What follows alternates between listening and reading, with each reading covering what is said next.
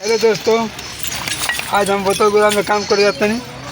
वो है बोतल के ढक्कन तोड़े के बाद और महंगा महंगा दारू वाला सीजन बोतल है ढक्कन तोड़ के दिखावत है कैमरा टूटता है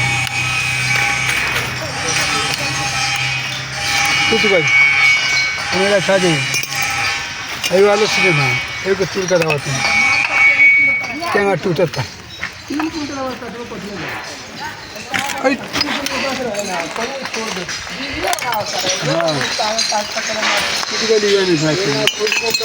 यार वो हमारा वीडियो ले ले तब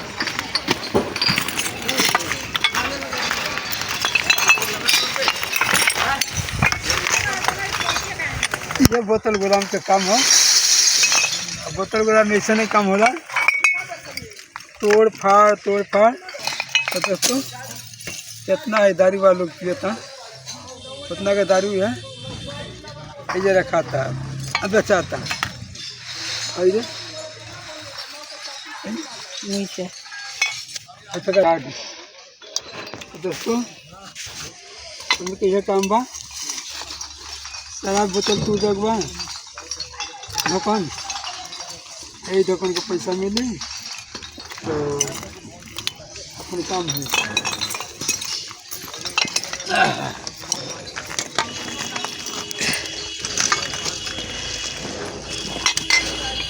कब हो गई